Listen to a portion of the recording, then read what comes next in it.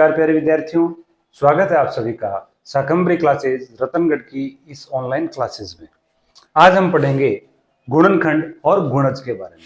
ये दो ऐसे शब्द हैं जिनके बारे में अधिकतर विद्यार्थियों को कंफ्यूजन बना रहता है। तो आइए इस कंफ्यूजन को दूर करते हैं और शुरू करते हैं सबसे पहले गुणनखंड। गुणनखंड क्या है? यदि हम गुणनखंड शब्द को ध्यान से देखें तो इसके दो टुकड़े होंगे, गुणन और खंड। खंड का मतलब टुकड़े। तो किसी संख्या के ऐसे टुकड़े जिनको गुणा करने पर पुनः हमें वह संख्या प्राप्त हो जाए, उस संख्या के गुणनखंड कहलाते हैं। तो गुणनखंड की परिभाषा हो जाएगी किसी संख्या के ऐसे टुकड़े जिनको गुणा करने पर वह संख्या पुनः प्राप्त हो जाए, उस संख्या के गुणनखंड कहलाते हैं। उदाहरण के लिए जैसे हम 6 को लें तो 6 को हम लिख सकते हैं 1 गुणा 6, 2 गुणा 3, यानी 1 को 6 से गुणा करें तो 6 आएगा, 2 को 3 से गुणा करें तो 6 आएगा। इसका मतलब 6 के जो गुणनखंड है वो है 1, 2, 3 और 6। इसी प्रकार से एक उदाहरण और लें, जैसे संख्या 12 है। 12 को हम लिख सकते हैं 1 गुणा 12, 2 गुणा 6, 3 गुणा 4।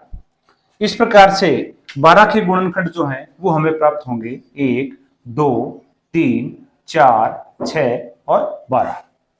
अब बात करते हैं गुणनखंड के लिए जो महत्वपूर्ण बातें हैं उनके बारे में। गुणनखंड जो है वो हमेशा संख्या के बराबर या उससे छोटा होता है, यानी किसी भी संख्या का गुणनखंड जो है वो हमेशा उस संख्या के या तो बराबर होगा या उससे छोटा होगा। दूसरा, गुणनखंड जो है उसकी संख्या हमेशा सीमित होती है, यानी गुणनखंड किसी संख्या के जो गुणनखंड होंगे उनको आप गिन सकते हैं, उनकी संख्या सीमित होगी। तीसरी और जो महत्वपूर्ण बात है वो है प्रत्येक संख्या अपने गुणनखंड से पूर्णतया विभाजित होगी। प्रत्येक संख्या अपने गुणनखंड से पूर्णतया विभाजित होगी। गुणनखंड के बाद आगे बात करते हैं गुणज की। गुणज क्या है? गुणज एक ऐसी संख्या है जो किसी अन्य संख्या से पूर्णतया विभाजित होती है, यानी गुणज एक ऐसी संख्या है जो किसी अन्य संख्या से पूर्णतया विभाजित होती है। एक उदाहरण लेकर समझते हैं। मान लीजिए आपको 5 के गुणज ज्ञात करने हैं। आपको 5 के गुणज ज्ञात करने हैं, तो यदि हम 5 को 1 से गुणा करें तो संख्या आएगी 5। इसी तरीके से 5 को 2 से गुणा करें तो हमें प्राप्त होगा 10। 5 को 3 से गुणा करेंगे हमें 15 प्राप्त होगा। 5 को 4 से गुणा करने पर 20 और 5 को 5 से गुणा करने पे 25। अब ये जो संख्याएं आई अपने पास 5, 10, 15, 20 और 25, ये सभी संख्याएं 5 से पूर्णतया विभाजित है। इसका मतलब ये सारी की सारी संख्याएं 5 के गुणज कहलाएगी। अब यदि अपने को मान लीजिए ऐसा कहा जाए कि एक संख्या देकर के मान लीजिए 6 दे दिया और ये कहे कि 6 के प्रथम 4 गुणज ज्ञात कीजिए, तो आपको उसके लिए क्या करना है? आपको 6 को गुणा करना है।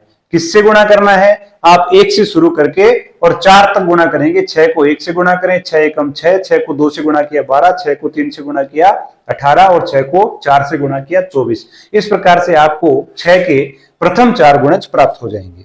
अब गुणज के बारे में कुछ महत्वपूर्ण बात करें तो गुणज हमेशा संख्या के बराबर या उससे बड़ा होता है। किसी भी संख्या का जो गुणज है वो हमेशा या तो संख्या के बराबर होगा या संख्या से बड़ा होगा। इसके अलावा गुणज है उसकी संख्या असीमित होती है। असीमित किस प्रकार होती है? क्योंकि हम क्या कर रहे हैं, किसी भी संख्या का गुणज ज्ञात करने के लिए उस संख्या को विभिन्न संख्याओं से गुणा कर रहे हैं, और संख्याओं की संख्या क्या है?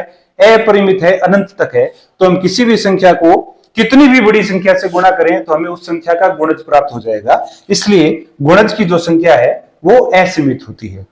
तीसरा और महत्वपूर्ण जो बिंदु है वो है किसी संख्या का गुणज उससे पूर्णतया विभाजित होता है, यानी किसी भी संख्या का गुणज है वो उस संख्या से पूर्णतया विभाजित होगा। जैसा कि हमने उदाहरण लिया था, 5 के गुणज हमारे पास आए थे 5, 10, 15, 20 और 25।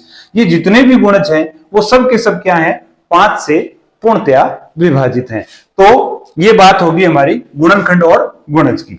अब अगर आपको वीडियो पसंद आए तो वीडियो को लाइक करें, शेयर करें, सब्सक्राइब करें।